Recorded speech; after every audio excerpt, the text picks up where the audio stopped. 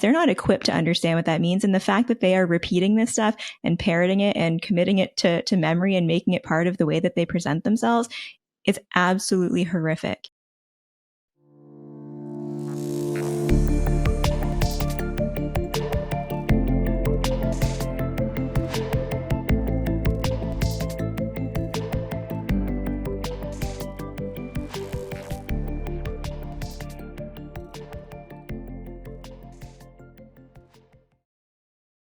Hello, and welcome to Awake at the Wheel. So, unpopular opinion, but I'm going to go ahead and say it anyways. We're living in a world where increasingly the prevailing message that is sent to youth, to young adults, and frankly to adults as well, is that we can behave however we want with little to no consequences, and that's just the way it is. I welcome anyone to challenge me on this, but, having worked with a number of different clients, for example, police officers, countless stories have been shared with me as far as them encountering situations where they now feel that they're powerless and, their role as a police officer is not as meaningful as it was in the past. And in many cases, I've been provided with examples of kids who, were up to no good, got into mischief, were brought home, and the common response is, well, my little Johnny wouldn't do that, and there are no consequences. So we've talked in other episodes about, what some of our theories are on this, but I think that in large part, this increasing issue is, as a result of, but also being exacerbated by the fact that youth and young adults are watching some pretty terrible stuff online. I also sense that parents don't really know what their kids are watching online. And this is not to imply that, swear words and foul language, they shouldn't be watching that. The content of what they are consuming, and we've used this term many times before, is targeted at children and teenagers, and it is developmentally inappropriate for them to understand the point of it, the nuance of it, and it is really translating into some pretty terrible behavior. Right. And so I posted this a few weeks ago on Facebook. And I said, and it's like, just because you mentioned police officers, I said, watch a number of body cam videos and you would realize police today have one of the worst jobs. Imagine, let's say you're working at a store and someone comes in and starts swearing at you, starts calling you names, say, what are you going to do? Starts threatening you, getting in your face. And what would you do? You would call the police, have this person removed from the premises. They're being threatening, they're being intimidating, they're being ugly. It's ruining the atmosphere. Yet police officers, they have to tolerate that because they're saying, well, it's their, at least in the States, it's their First Amendment right. They can say whatever they want. And in the old days, you try that, the police would, crack you upside the head. Not saying it's the right thing to do, right? And many times in the past, police and still today, abuse their power and authority. I get that. But the fact is, when you watch these videos and you're seeing these totally entitled, rotten people just acting in ways that it's reprehensible. There's no other word for it. And whether they're a 13-year-old or a 30-year-old, they just act, as you say, like as if they can get away with anything. And like I said, I don't think there's anything more, or you won't see it more consistently than when you see with police officers. And a little side note here, if you watch all those videos, you would realize that when people are saying, do you know what kind of thing is happening to this person, or a person was shot and killed and they should become a martyr and now we're going to riot and tear down the city because of this. If you actually watch the videos, you'd realize in the vast majority of cases, you conduct yourself properly, you are going to be treated properly in the vast, vast majority of cases. So anyways, a little bit of a digression, but to your point, what kids are seeing, what's being normalized, it's atrocious. And as parents, it is our job. And you and I had talked about this in a previous podcast where I'd say, I'd sit with my kids and I would show them like, that's not cool. That's not right. I don't want them, because I know when I'm not around, they're going to be watching this kind of stuff. And I want them to have their own filter. And I would say, sorry to say to many of the parents, but parents, many of you have failed to provide that filter for your kids to realize, okay, that did look funny, but okay, this was wrong. And whether it's pranks, and a few weeks ago, some prankster was getting in someone's face, the person turned around and he shot him. And there was a schadenfreude. And so many people were like, yes, finally, that idiot, there's no other word for this person, who in the UK was going into people's houses with friends. Just walked in their house, just started sitting on the couch, taking, just, and they think this is funny. Mm-hmm. The whole, they walk, I think I think they went upstairs as well. I mean, if those people were shot on the premises, very few people would have said, poor them.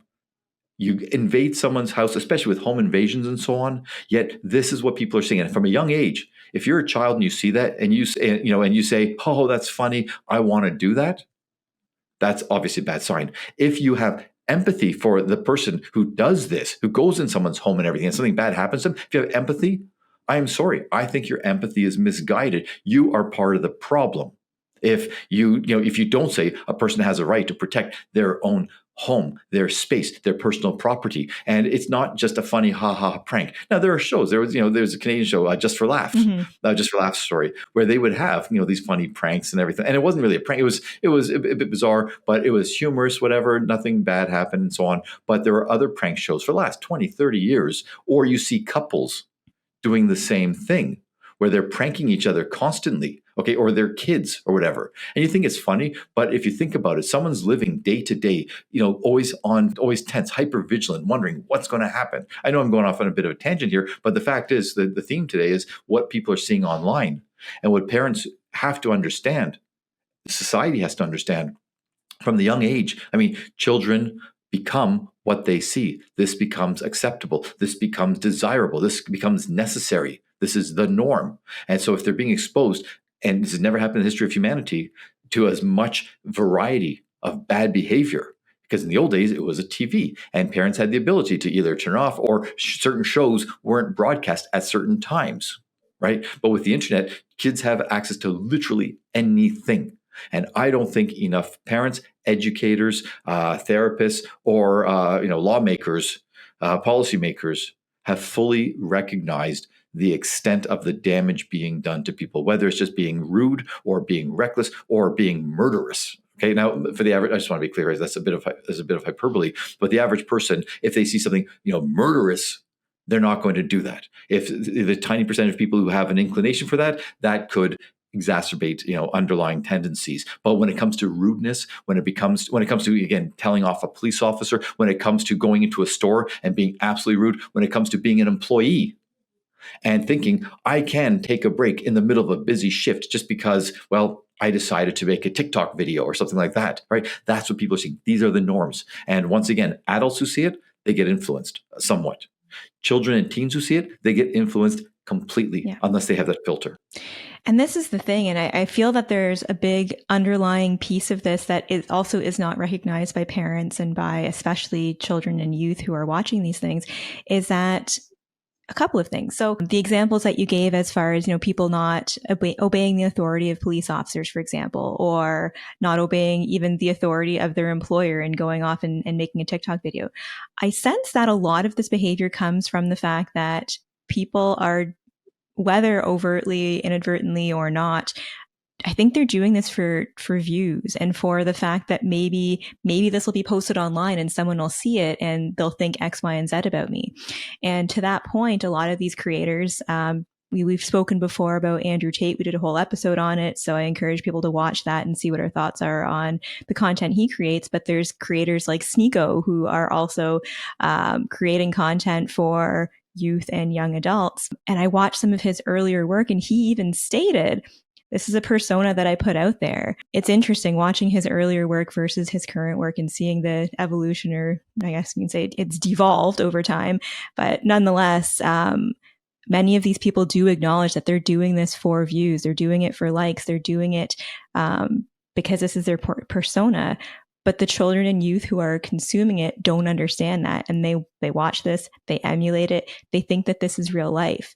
And even in their interactions daily with people at school or whatever the case may be, I get this feeling that people are consuming so much online and seeing so much of this bad behavior. And Oren, tell me if there's a term for this that I'm forgetting, but I sense that there's this disconnect when people are in face-to-face situations because they're so used to seeing a face on a screen. And I don't know if they're discerning the difference between real life people and real life interactions versus those online and what they're watching. Right. Yeah, I'm not sure. There may be a term for that, right? But yes, and it's funny because so many people say this, and rightfully so, that and this is to your point, they say that the way that you conduct yourself online, you would never do face to face because you get punched out, you'd be criticized, you'd be called out, something bad would there'd be some kind of negative consequence. But online, either it's anonymous or even if it's not anonymous, there's nothing that they think there's nothing that can happen. But now, especially again because young people are seeing it from the youngest of ages, they aren't discerning No. between online and in real life, so they are likely to say and do certain things in person and they don't understand the consequence. And one thing I saw, this was a few years ago, and again, moment of schadenfreude maybe, but there was a bunch of people, I can't even remember what they were standing up for, I don't even remember, okay, but they're standing and they're trying to build a line, like a formation. It was probably during the BLM times, and they were standing there. And there's a skinny guy standing, and he's getting up front in front of some tough guy, okay, and because he's LARPing, he's play acting here, and that tough guy just hauled off and punched him. Because he got in his face and he punched him, and he just fell like a sack of potatoes. All right, and most of these people, they've not been, in physical conflict Hmm. or the threat of physical conflict because it has been all online, and they don't realize that there is a consequence. So if those two people had met in a bar, right, this one skinny dude would have never done something as stupid as that because he would have, there's something, I think, some survival mechanism realizing this Yeah. guy could hurt me. But in this moment with all these people and everything like that, right, because again, they are setting the norm. Yeah. And in this case, they think they're being righteous, but it doesn't matter. All these kids who are emulating, right, really, people, they really don't understand. When a child sees it from the youngest of ages, they don't have the capacity to distinguish. That's why little children want to be Superman, or if you're not watching a kid, the kid's going to jump off the roof, because they saw it in the cartoon or something like that. That's why we need parents. And again, in the old days, it was making sure the kid doesn't jump off a roof. Today, it's making sure that the child does not, they are going to access it. We know, unfortunately, they will Yeah. access the stuff you don't want them to access, but we have to make sure that they don't think that this is acceptable. Right. And they need exactly that's the piece of it, right? Because whether we like it or not, they're going to access it. But it's Yes. our job as parents. It is imperative for us to teach them how to interpret this information because again, many times they don't have the developmental capacity to understand the nuance of it and the fact that, even if 50% of what this person is saying is okay, the other 50% is absolute garbage.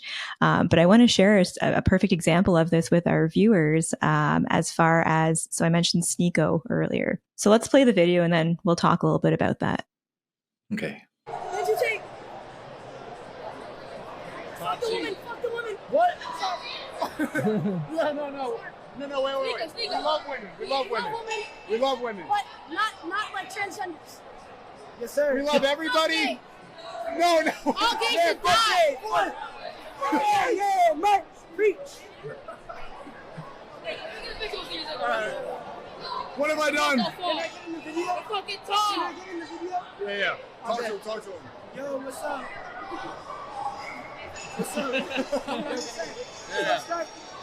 All right, so I'll start. So first and foremost, that's absolutely revolting and disgusting. But I don't know if you noticed this, Oren, but I noticed a brief moment of a look on Sneeko's face where he thought, oh shit, what have I done? But then that quickly, turned into playing along. But these children, I don't know, at most are 10, 12 years old. And to be, again, it's not the language, it's not the words, which are, a problem in and of itself, but the content and context of what they are saying. They don't understand what any of that means. They're not equipped to understand what that means. And the fact that they are repeating this stuff and parroting it and committing it to memory and making it part of the way that they present themselves is absolutely horrific. I'll let you give your thoughts on this before I continue on. Okay.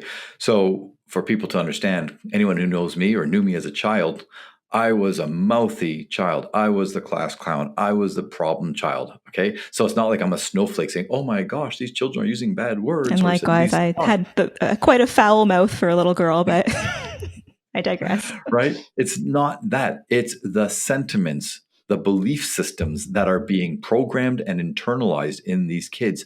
And before they even are aware of it, this is literally breeding misogyny. People throw that term around way too much. And I think we've talked about it in other podcasts. Most people are not misogynists who are called to be, or are called misogynists. But if a child from a young age is being told these things, that is making them into a misogynist. Just like if a child from the youngest of ages is told that certain races are bad, or if being gay or something like that is terrible from the youngest of ages, they don't even understand what half of this means, but they are hearing a narrative. And humans, more than, well, aside from maybe orcas and a few primates, we have such a complex language system. That language is part of who we are. We are what we speak. Our realities are dictated by the words that we use, the words that we hear, the language that's programmed into us. So when boys from a young age are hearing this, they're not just parroting it, okay? They are internalizing it. Yeah. And a common issue that comes up in therapy with parents and even with some of the kids that I work with, and oftentimes, even in this podcast, we've given the recommendation of, speak up and speak to other parents and so on. So I've encountered a number of parents who have had situations where their child was, either spoken to, in this fashion, or, just really revolting things have been said. And when it's brought to the attention of the parent of the child who said these things, sometimes the response is something along the lines of, oh, well, that's okay. That's just what they're seeing online. He knows that that's not true. Or we're okay with them swearing sometimes as long as they know that it's, not okay all the time. And what's really challenging and disappointing about that is that in turn encourages the behavior further. And what I mean by that is I really don't sense that those parents that are just like saying, oh, it's okay. It's the same as what I started out with in terms of the story about, that's not my little Johnny or my little Jimmy who would do that. That type of attitude and that type of complacency and that type of permissiveness is what further encourages this behavior. Because if the kids are seeing that, mom or dad is okay with it and I'm not being spoken to about my behavior, it's going to perpetuate.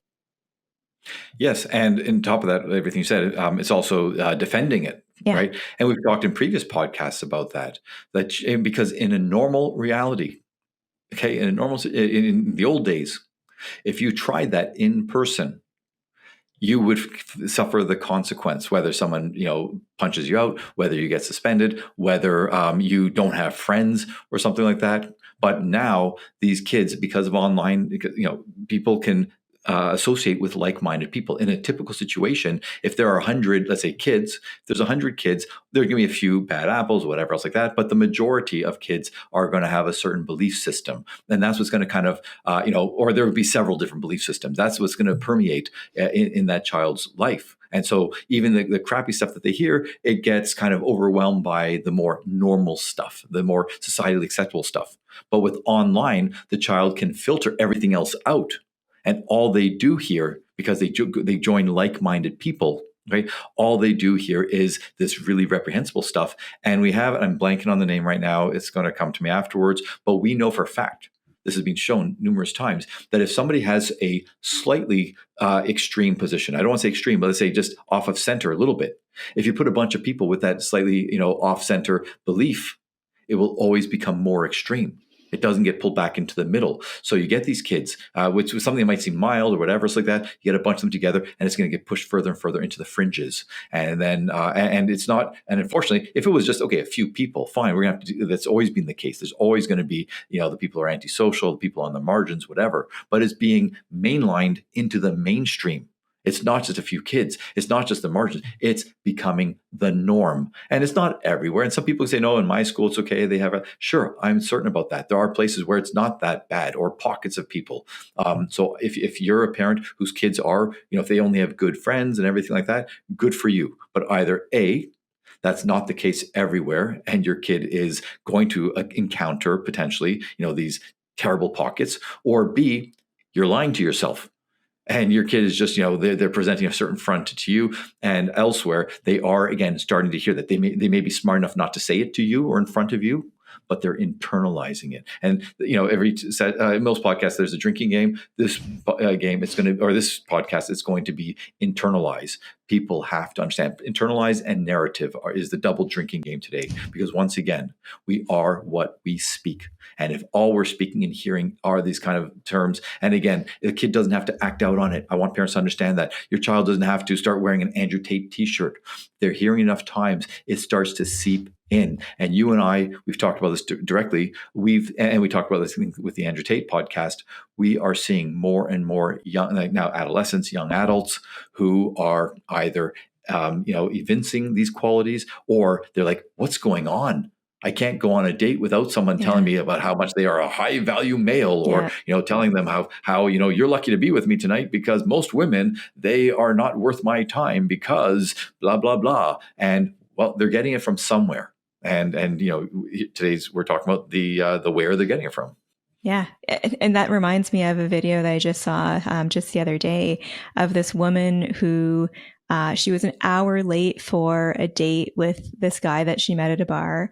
And because she was an hour late, they weren't able to make the reservation for whatever restaurant he had made a reservation at.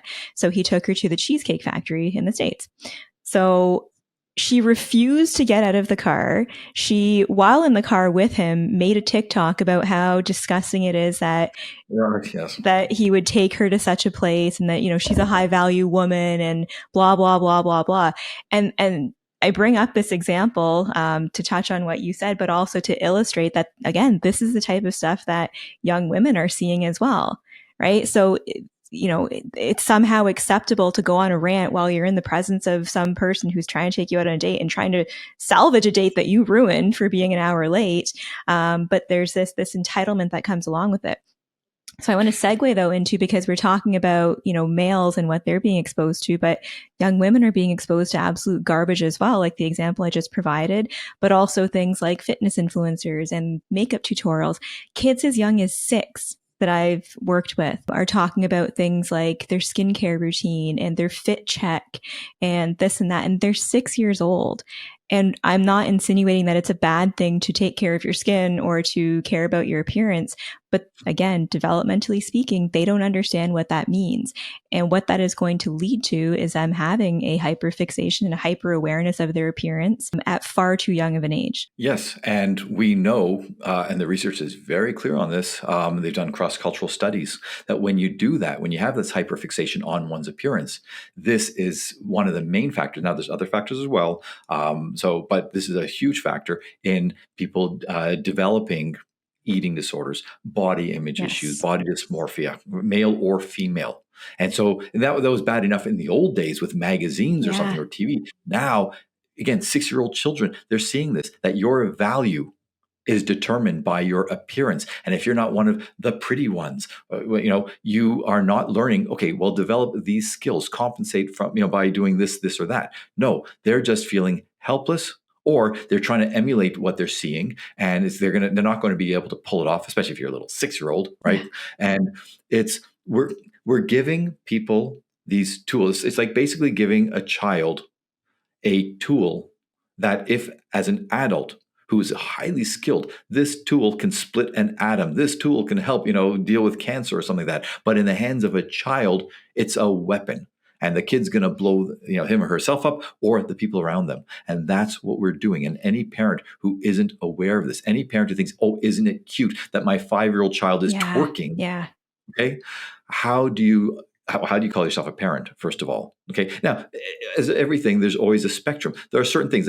Most parents, they will admit, and I'll be the first to admit, okay, when their little child uses a swear word, it is funny. Yeah, it is. Yeah, it is, because that's the nature of comedy. It's unexpected. Right. Okay. Yeah. It's not right. So it is funny. But if the child's using it regularly, if the child's emulating what they're seeing and they're talking again with disrespect and so on, that's not funny or cute anymore. And I just want to bring up one other thing, because this has been around for at least 15 to 20 years. Okay, people have been talking about it for many years. But if people don't believe what we're talking about this this normalization, this internalization, so that everyone starts doing it, about 20 years ago or so, I'm terrible with the years, but someone can go Google world star hip hop, world star hip hop. Okay, that if there was ever a fight, if something happened, people would whip out their phones and start yelling "World Star," and there was a website that would put all these terrible, and we're talking like just knockout videos, some really terrible crap online. Okay,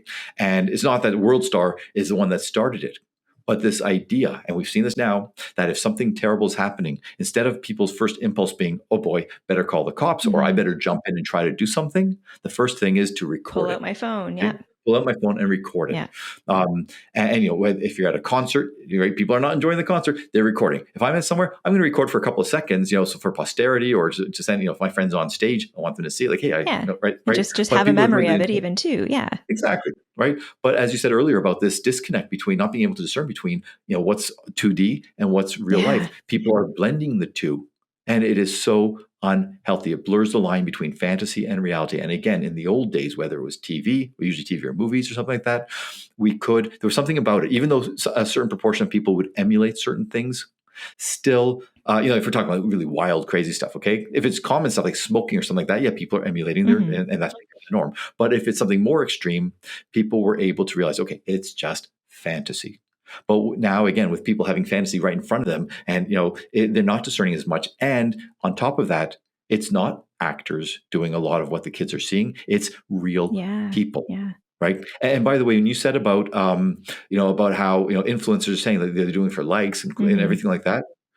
Well, the fact is, these kids as well, if that's what they're seeing, if they're saying, well, that's how you get popularity, that's how you get clout, whether it's online or with your friends and so on, they are doing it for the same reason. But once again, they don't have the mental capacity to realize I am doing something that could be hurtful, harmful, whether it's to me, whether it's to, to the people I'm doing it to. Okay. Like they don't recognize that. Yeah. And one last thing, and we talked about this in another podcast, but people are it's actually pretty sad because we are seeing. I'm going to put this as two different phenomena. Okay, but this idea that if you're a child and you're seeing people do this outrageous stuff and they are becoming fabulously rich because of it, well, in your mind, again, it's a way to become popular, or it's just the norm. So these kids are doing it, not thinking about the consequence.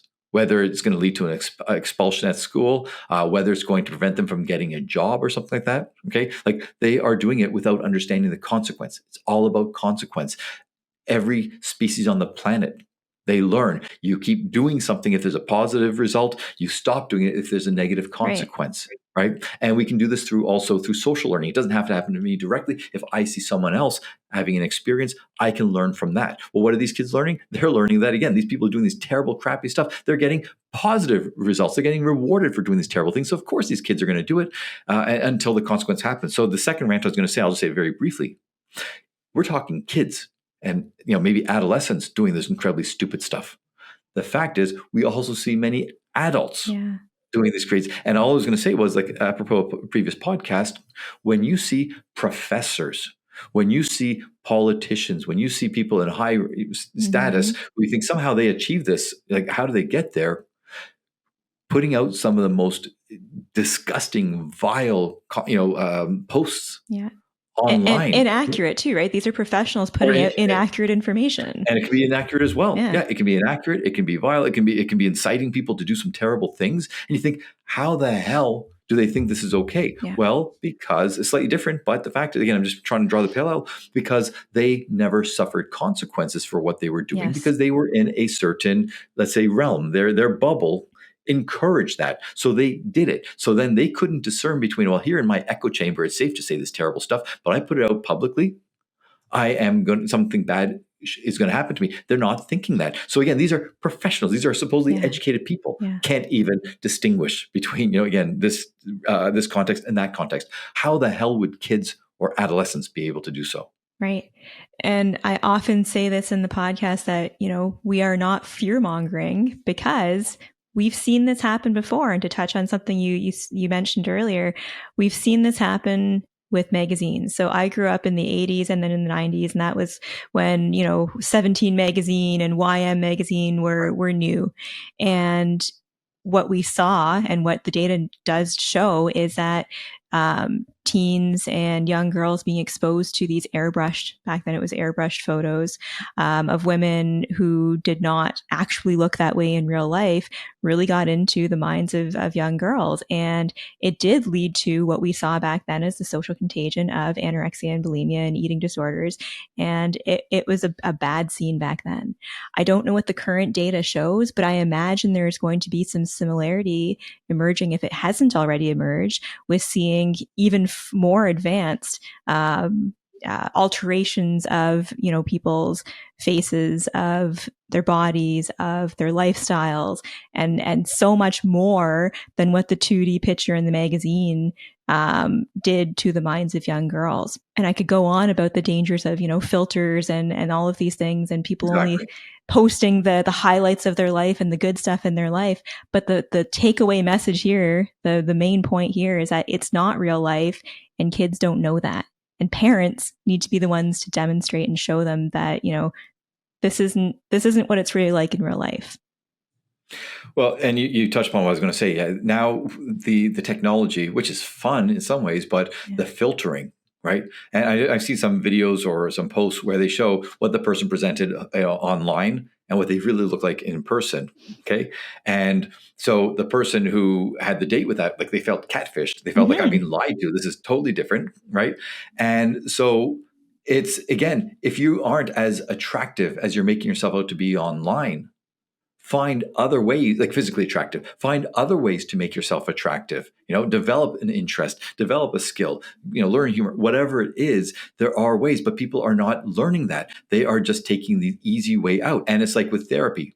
You can commit to doing the hard work of therapy to help you deal with your depression, anxiety, or what have you, or you pop a pill. Well, one of them leads to actual growth, mental health, better functioning.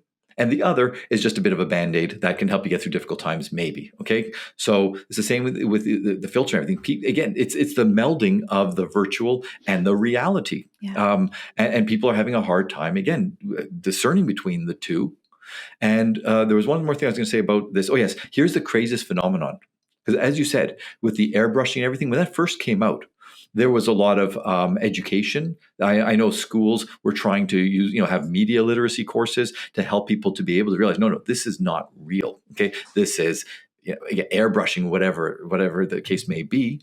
Unfortunately, many schools started, you know, let's say, doing away with those kind of classes.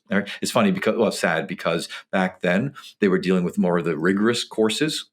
Got rid of that stuff, which I think is just as important as math or science, is to to be able to consume, you know, media properly. And this was many years ago. This is Ontario, I'm talking, right? And now the sad irony is that the hard courses, the proper courses, and everything are being subsumed by, or being pushed aside so that they can teach this garbage ideology that these teachers are teaching. Little sad irony, but the point is this: here's the craziest part.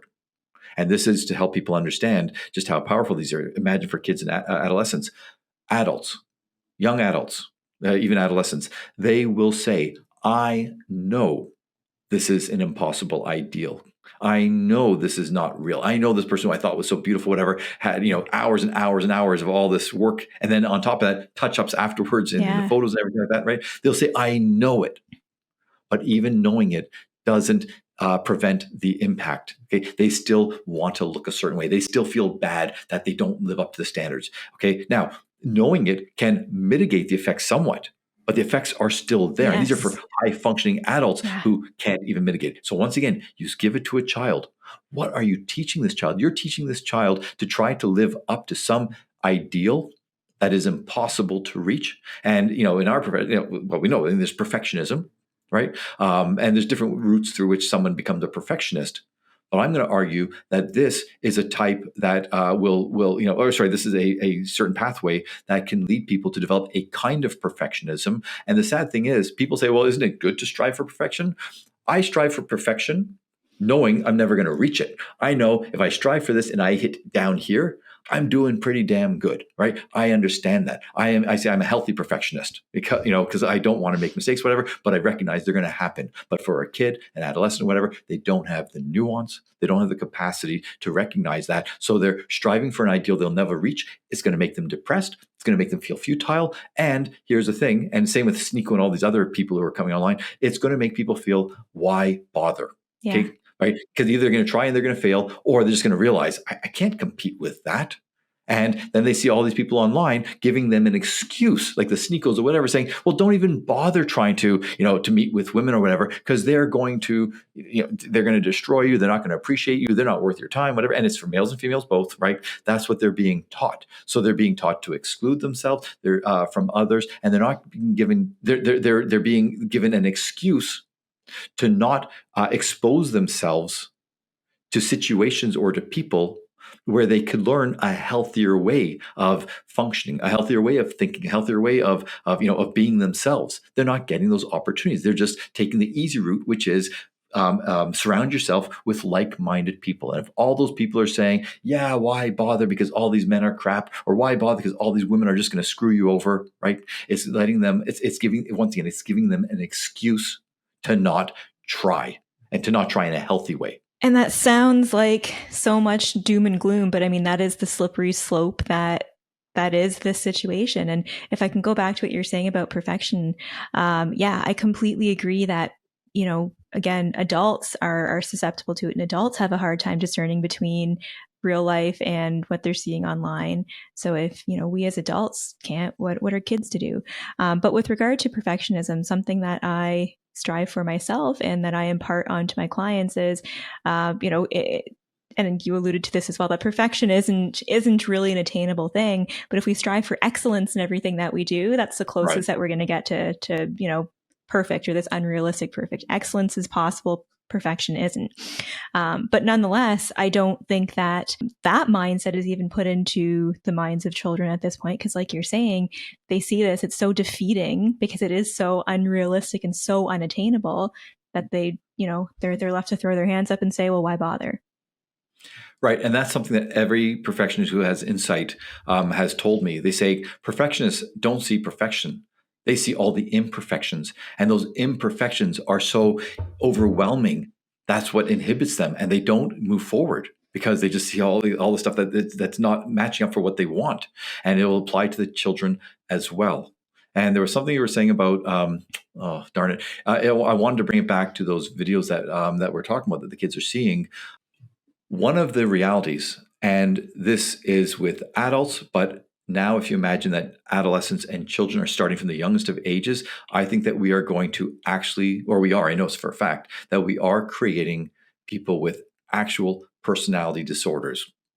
And it sounds cliche, but I'm going to put the cluster B, as a lot of people like to say: narcissism, histrionic, borderline, and or antisocial personality disorder. Everything you and I are talking about fuels one or more of these. Now, a lot of people think that the person who's taking selfies all the time, they have to be the center of the universe, that they are a narcissist. Well, yes, narcissists do see them as the center of the universe, but as you're shaking your head, one of many criteria. Right, that's one. And when it comes to trying to be the center of attention, when it comes to trying to attract people through looks, through seductive behaviors, however you want to call seduction, through a total superficiality, absolute lack of depth, that's histrionic personality disorder. And I think people should really start looking into that, into histrionic personality disorder. And this is what I say to people. It's not even one of the criteria in the DSM.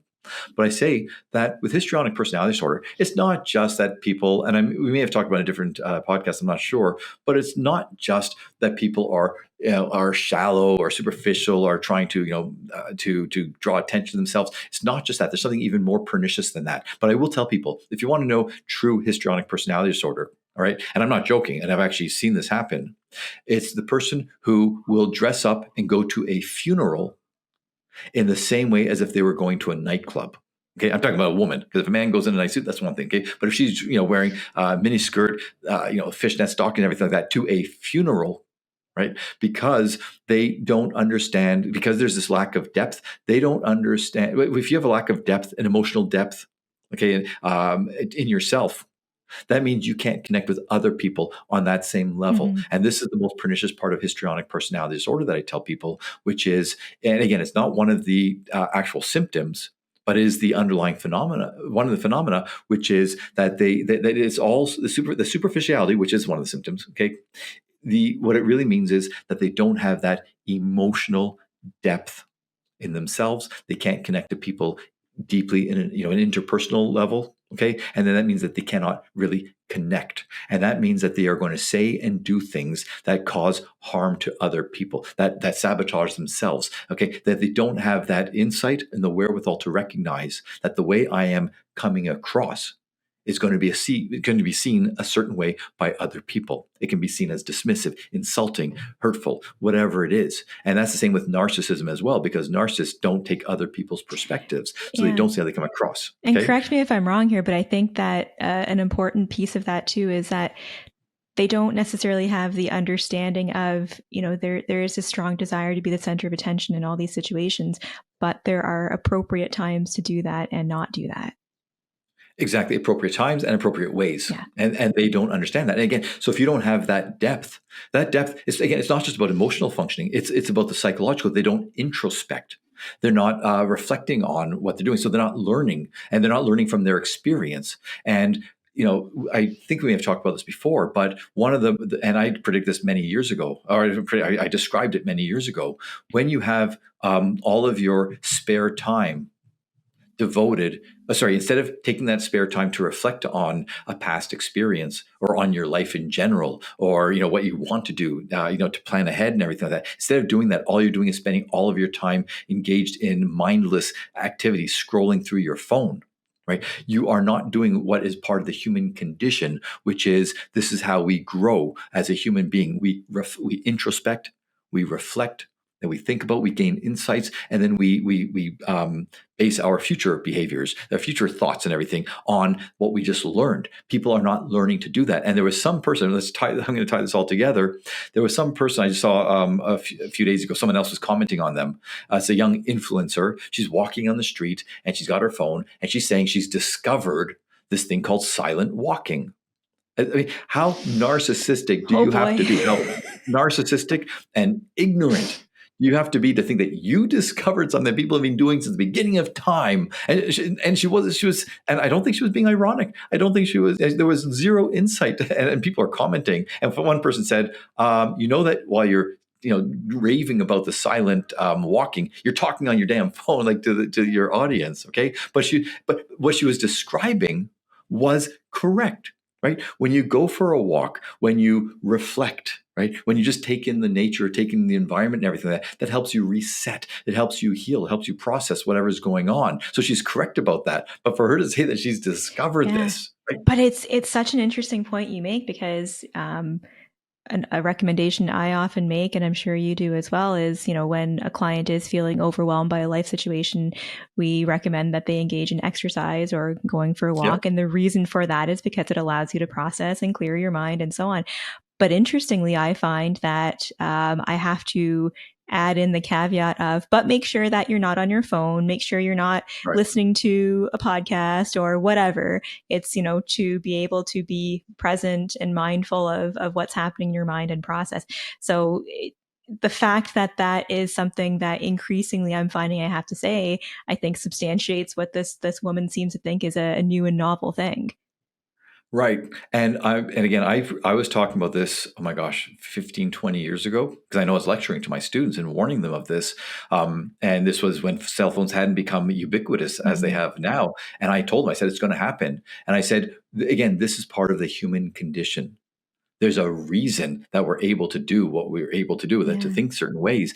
And so I said, we are robbing, again, I said this 15 or 20 years ago, I said, and it wasn't just with phones, with computers, whatever. I was saying, we are robbing people of the ability to introspect, because when you spend all your time distracting yourself, now sitting alone with your thoughts becomes uncomfortable. And as you and I have talked about many times, many people can't handle the discomfort of discomfort. Okay. So whether it's anxiety, whatever else like that. So they are becoming less and less inclined to reflect, to think about what happened. So once again, if you had a bad interaction with somebody at school, instead of sitting back and go, okay, what actually happened? Why did this happen? What did I do? What did they say? Are they really a good friend? What do they mean by that? Were they, did they say something that I took out of context? Or maybe they've been saying these kind of things to me for a long time and they are really jerks, whatever. Instead of that, what are they doing? They're posting it online. They're reaching out to a friend. It's okay to reach out to a friend, but that's all that they're doing. Mm-hmm. And the friend, they're not a therapist. They're just going to echo back something, that you want to hear maybe, or that fits into the narrative of the group, whatever the case is. But again, the longer and the longer you put off doing the difficult things, the harder it gets to actually do it. And I'm telling you right now, if kids from the youngest of ages aren't even having that ability to do that, because parents are giving phones to their kids at younger and younger age. And even if a child, 5 or 6 year old kids, they're reflecting whatever else like that. But at 5 or 6 years old, that reflection is extremely limited. Right. It's right. So it's not like they built it and now they're going to be able to, to reach back at some point. No, it's, whether it's as an adolescent, especially in young adulthood, especially, after 25, when your brain's more formed and so on, right? These are the times that people really need to learn these skills. Again, introspection, self-reflection, insight.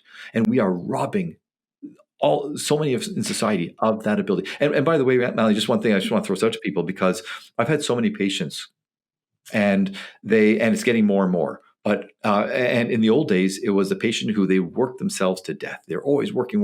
And it wasn't like they were working so hard because they're going to become the best lawyer in the firm and take over whatever. It could be a retail job. It could be something that's meaningless, but they were doing it because they wanted to distract themselves because they were afraid to be in their head. And in the old days, it was a small percentage of people, and they had certain histories, they had certain personality and psychological profiles, right? But now what I'm hearing more and more people who don't have those histories saying the exact same thing. They're afraid to be alone in their head because they're not familiar, they're not comfortable with it. Yeah. And to that point, you mentioned, 5-year-olds and even younger being handed a phone or a tablet or whatever. I strongly believe that we are robbing children of the conditions that are necessary to build those problem solving skills, to build those skills of introspection, reflection, and so on, which in turn is going to translate to adults who have zero capacity or very low capacity to introspect, reflect, and so on. And I think that also relates greatly to this huge explosion of anxiety that we're seeing among young people because they don't have, and again, we're robbed of the conditions to develop the tools to be able to reflect on what they're feeling, why they're feeling it, how to problem solve it, and so on. And they're living in this constant state of anxiety and distraction and discomfort. Yes. And I said this in a previous podcast, I said this in other podcasts. Everything in life boils down to control. The most important goal of human function, the most important goal of every single species on the planet is to control or master your environment. Okay. And what you're describing, anxiety is the absence of control. It really is. So when people don't feel that they have the ability to even control their own mind, that's terrifying. I got to tell you, in my classes, in my abnormal psych class or my clinical psych class, I had a video once of a woman who had schizophrenia, and she was talking to her therapist.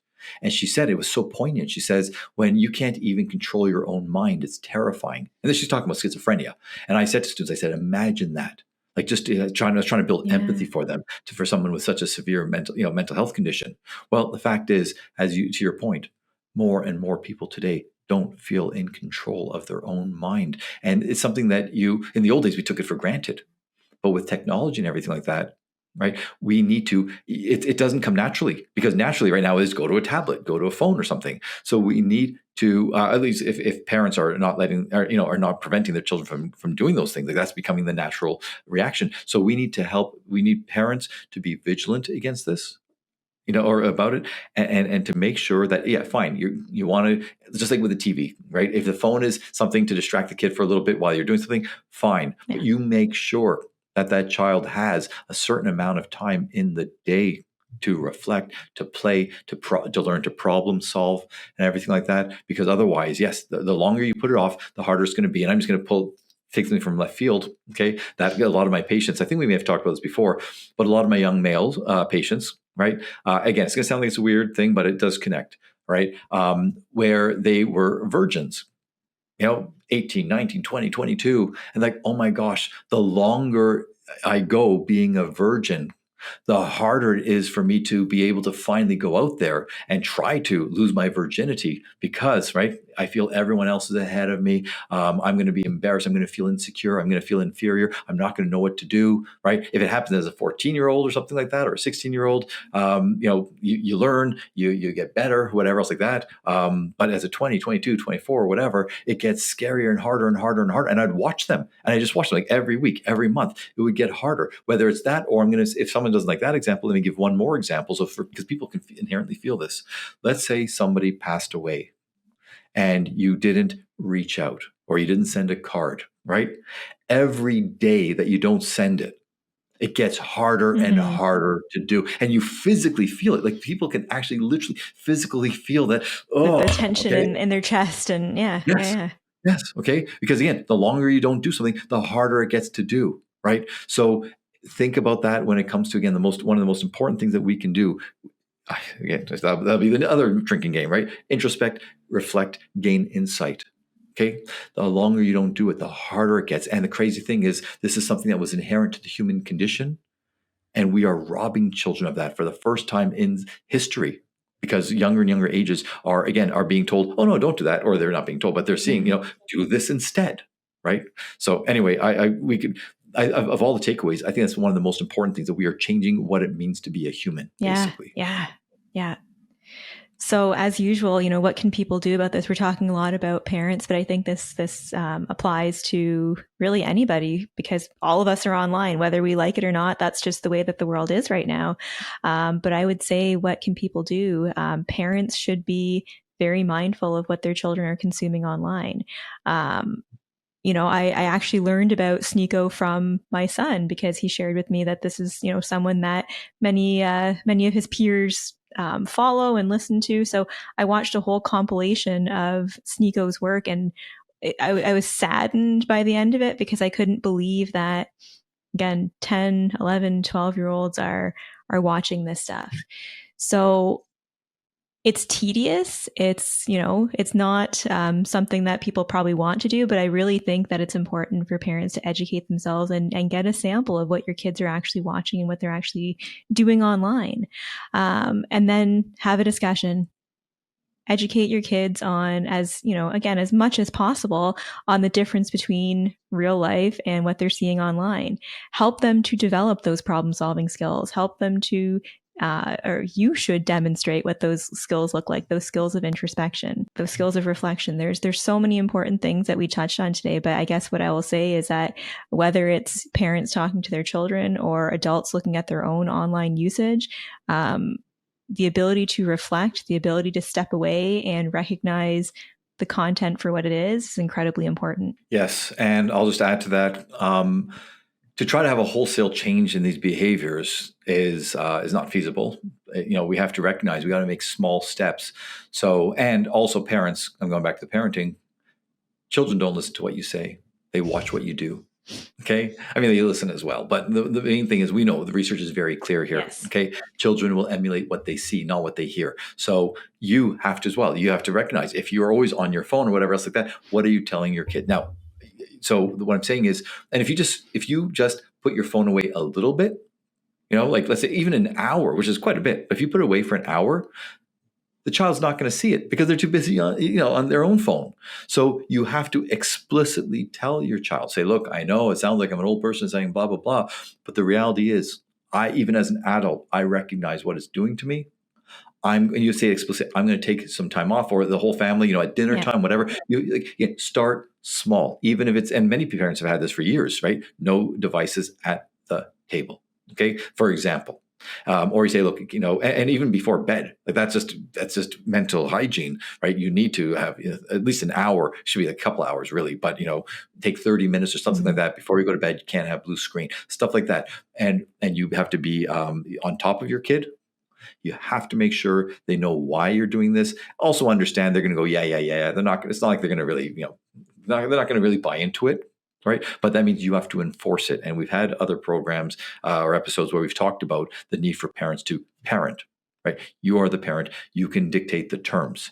And it doesn't mean taking the kid's phone away for a week or anything like that. We're not being that drastic. Small changes. And for myself, for example, like when I wake up, first thing I do, my phone's right there. I'm checking text messages, emails, like, because I'm always available to my patients. Okay. And I've got all this other work I'm doing. So I'm checking, right? And messaging can come at me at all these different apps. But I also know that if I'm not vigilant, I'm going to end up going to Twitter or X and I'm going to start scrolling. I can be in my bed doing that. It's so insidious and it's so easy to get, sucked in. So at the very least, I've said in the morning, because again, I know that the first thing I do is I'm just checking to see, because I want to make sure maybe a patient has said, hey, by the way, I want to confirm 2:00.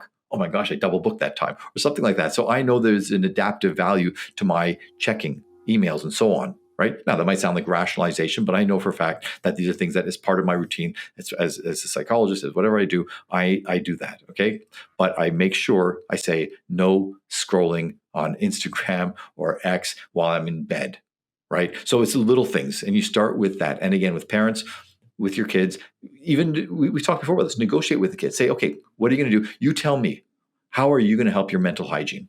Right? What are you going to do? Is it an hour? Is it whatever? Okay, find something and negotiate with them, because once again, it all comes down to control. So if the parent is imposing everything on the kid, right, which sometimes you have to do, that's one thing. But if you work with the child and have that, the child making certain decisions, making certain, put parameters and so on and expectations, you're modeling for them, and you're giving them the ability to exercise control. You're giving them some self-agency, some self-efficacy potentially. So that's all I'm going to add to that part. And I'll add to that a little bit as well, because setting boundaries as a parent and having this discipline is what will lead to them developing self-discipline, right? Self-discipline doesn't come out of nowhere. So if we're modeling it, we're setting boundaries, we're setting those parameters, in turn, slowly but surely it will turn into that self-discipline.